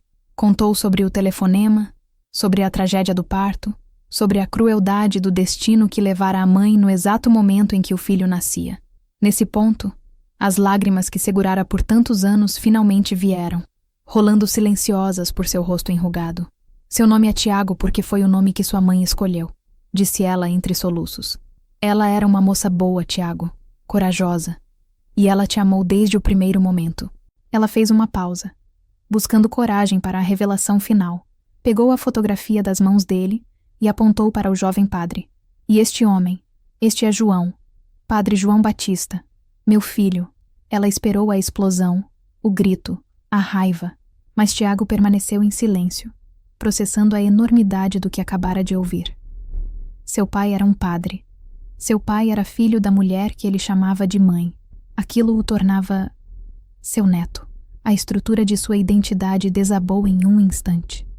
Ele se levantou e caminhou até a janela, de costas para ela. Ficou ali, por um tempo que pareceu uma eternidade, olhando para as roseiras no quintal. Almerinda esperou, o coração em um punho. Quando ele finalmente se virou, seu rosto não mostrava raiva. Mostrava uma tristeza profunda, uma tristeza de adulto, que não combinava com seus 16 anos. Então, você não é minha mãe, ele disse, a voz rouca, afirmando o fato mais doloroso. Eu não te dei a luz, Tiago, respondeu Almerinda, a voz firme apesar das lágrimas. Mas eu te criei. Eu te amei cada segundo de cada dia. No meu coração, você sempre será meu filho. E ele, meu pai, onde ele está? Longe, no Amazonas. Ele não conseguiu lidar com a culpa. Pela morte de sua mãe. Pelo que aconteceu. Tiago assentiu lentamente, como se as peças de um quebra-cabeça doloroso finalmente se encaixassem. A ausência, as histórias vagas, o tratamento especial do padre Inácio, a tristeza nos olhos de sua avó. Tudo fazia sentido agora. Ele voltou a se sentar. Pegou a caixa de sapatos e, com um cuidado reverente, começou a ler as cartas de sua mãe, uma por uma. Almerinda ficou ao seu lado, em silêncio, dando-lhe o espaço para conhecer a mulher que lhe dera a vida através de suas próprias palavras. Era um momento sagrado e terrível, e ela sabia que, independentemente do que acontecesse a seguir, nada jamais seria como antes. A verdade fora desfiada, e agora eles teriam que aprender a viver com os fios soltos. Os dias que se seguiram à revelação foram os mais longos e silenciosos da vida de Almerinda. A comunicação entre ela e Tiago se reduziu ao essencial. O café está pronto. Vou para a escola. Boa noite. Não havia raiva explícita, nem gritos, o que de certa forma era ainda pior. Havia um abismo de dor e silêncio entre eles. E Almerinda não sabia como construir uma ponte para atravessá-lo. Tiago se fechou em seu próprio mundo. Passava horas trancado no quarto, lendo e relendo as cartas de Sofia, estudando a única fotografia que tinha de seus pais. Almerinda o ouvia chorar à noite, um choro baixo e contido, e seu coração se partia em 1000 pedaços. Ela lhe dera a verdade, mas sentia que lhe roubara a paz. O clímax não aconteceu em uma explosão, mas em uma implosão. Cerca de uma semana depois da descoberta, Almerinda encontrou Tiago sentado na varanda dos fundos, ao anoitecer. Ele não estava desenhando. Apenas olhava para o céu, que se tingia de laranja e roxo. A caixa de sapatos estava ao seu lado. Almerinda pegou um banquinho e sentou-se perto dele, mantendo uma pequena distância. Esperou. Eu li todas as cartas, disse Tiago, sem olhá-la. Sua voz estava diferente, mais grave, mais madura. Ela me chamava de meu pequeno milagre. E você é, sussurrou Almerinda. Ela tinha medo, continuou ele. Medo de ficar sozinha, medo do futuro. Mas ela também tinha esperança. Ela escrevia sobre as cores que me ensinaria, sobre as músicas que ouviríamos juntos. Ele fez uma pausa, engolindo em seco. E ela amava ele, de verdade. E ele a amava. Está tudo nas cartas. Ele finalmente se virou para Almerinda. Seus olhos, os olhos de João, estavam vermelhos. Mas não havia mais lágrimas. Havia uma compreensão serena e terrivelmente adulta. Eu não estou com raiva de você, ele disse. E a confissão fez Almerinda prender a respiração. Eu entendo por que você fez o que fez. Você me protegeu. Você me deu uma vida. Você me amou. Você foi minha mãe em tudo o que importa. Ele estendeu a mão e pela primeira vez em uma semana, tocou a mão dela. Você é minha mãe. As lágrimas de alívio e gratidão escorreram pelo rosto de Almerinda. Ela apertou a mão dele com força. Mas eu preciso entendê-lo, disse Tiago, a voz ganhando uma nova firmeza. Meu pai, eu não o odeio. Pelo que li, ele era um bom homem que ficou quebrado. Mas ele fugiu, e eu preciso saber por quê. Eu preciso olhar nos olhos dele. Naquele momento, Almerinda soube o que tinha que fazer. A proteção não podia mais ser um muro de silêncio. Tinha que ser uma porta aberta. No dia seguinte, ela foi até a casa paroquial e teve uma longa conversa com um padre Inácio frágil e envelhecido. Contou-lhe tudo. O velho padre chorou, pedindo perdão por sua covardia. Juntos, eles encontraram, através dos registros do bispado, o endereço exato da missão onde João servia, em uma pequena comunidade ribeirinha no coração do Amazonas. A decisão foi tomada. Tiago, com a ajuda financeira de Padre Inácio e as economias de uma vida de Almerinda, viajaria. Ele já tinha quase 17 anos. Era responsável. Era uma jornada longa e cara, mas era necessária. A despedida na pequena rodoviária foi emocionante. Almerinda o abraçou com a força de quem teme não ver mais. Tome cuidado, meu filho. Eu vou ficar bem, mãe, disse ele, ajeitando a mochila nas costas. Eu só preciso fechar este círculo. Almerinda o observou entrar no ônibus. Pela janela, ele lhe deu um último aceno, um sorriso triste, mas determinado. Enquanto o ônibus se afastava, levantando poeira, Almerinda sentiu uma mistura de medo e paz. Medo do que aquela viagem poderia trazer. E paz por ter, finalmente, permitido que a verdade seguisse seu próprio curso. O clímax não fora a descoberta, mas a aceitação. E a corajosa jornada de um menino em busca de seu pai e de si mesmo. Passaram-se 8 anos. A vida em Água Clara continuou seu curso lento, mas para Almerinda, tudo havia mudado. A casa na Rua da Matriz estava mais silenciosa do que nunca. Tiago não voltou a morar na cidade. A viagem ao Amazonas fora um divisor de águas em sua vida. Ele encontrou João. O encontro, como Tiago contou depois em uma longa carta, não foi dramático. Foi quieto e doloroso. Ele encontrou um homem envelhecido prematuramente, magro, a pele queimada de sol, os olhos do mesmo tom melancólico, mas agora vazios de esperança. Um homem que se punia há quase 2 décadas com trabalho e isolamento. Eles conversaram por dias. Tiago não o acusou. Ele apenas ouviu. Ouviu a história pelo ponto de vista do pai, a história do amor, da culpa, da dor que nunca o abandonou. E no final, Tiago o perdoou. Não foi um perdão que apagou o passado, mas um que permitiu um futuro. João não deixou a batina. A missão era tudo o que lhe restara.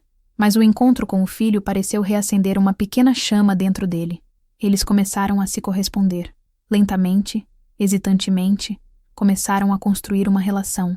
Não de pai e filho no sentido tradicional, mas de 2 homens ligados por sangue, tragédia e um amor redescoberto. Tiago, com a herança de sua mãe e a inteligência de seu pai, conseguiu uma bolsa de estudos. Foi para Salvador, a cidade de Sofia. Cursou História da Arte, como que para honrar a memória da mãe que nunca conheceu. Tornou-se professor universitário, um jovem respeitado, de fala mansa e um olhar profundo, que parecia conter a sabedoria de gerações. Ele visitava Almerinda sempre que podia. A relação deles, após a crise da verdade, se tornara ainda mais forte, mais honesta. Ele não a chamava mais de mãe. Chamava-a de vó, mas a palavra era dita com a mesma carga de amor e reverência de antes. E às vezes, por hábito, mãe ainda escapava, e ambos sorriam. Almerinda, agora com 83 anos, passava a maior parte do tempo em sua poltrona de vime. O reumatismo a impedia de costurar, mas suas mãos, mesmo paradas, pareciam guardar a memória de cada ponto, de cada tecido. Ela olhava para o porta-retrato na estante. Nele, uma foto recente. Tiago, um homem feito, abraçava uma senhora de cabelos brancos e sorriso sereno. Ela, naquela tarde, sentada na varanda, observando o sol se pôr, ela refletiu sobre sua vida. Uma vida que parecera tão simples e que se revelara um tecido complexo, cheio de nós, de fios rompidos e de remendos inesperados. O escândalo que ela tanto temera se transformara em sua maior bênção. A vergonha dera lugar a um amor que transcendia as convenções, o sangue, os segredos. Ser mãe de novo aos 75 anos fora a loucura que a salvara da solidão. Fora o ato final de uma vida de sacrifícios, o ponto mais belo e intrincado de seu bordado. Tiago era sua obra-prima. Ela ouviu o portão ranger. Era ele. Tiago havia chegado de surpresa para o fim de semana. Ele se aproximou, beijou-lhe o topo da cabeça e sentou-se no degrau a seus pés, como fazia quando era menino. "No que a senhora tanto pensa, vó?" ele perguntou. Almerinda sorriu, um sorriso genuíno, que iluminou seu rosto enrugado. "Pensando que a vida, meu filho, é como uma costura. Às vezes a linha arrebenta, o ponto sai torto, a gente acha que estragou tudo. Mas se a gente tiver paciência e amor, no final o bordado fica bonito." E na paz daquele entardecer em água clara, com seu neto ao seu lado, Almerinda finalmente sentiu que seu bordado estava completo. E era, de fato, muito bonito. A linha da história de Almerinda chegou ao seu arremate. Mas quantas outras histórias como essa existem, esperando para serem contadas e ouvidas? Se a jornada desta avó, que se tornou mãe por amor e necessidade, tocou seu coração, deixe-nos saber. Curta este vídeo e, mais importante, comente aqui embaixo qual foi a maior prova de amor que você já testemunhou. Sua inscrição em nosso canal é o que nos permite continuar a tecer estas tapeçarias de vidas reais. Junte-se à nossa comunidade e obrigado por ouvir.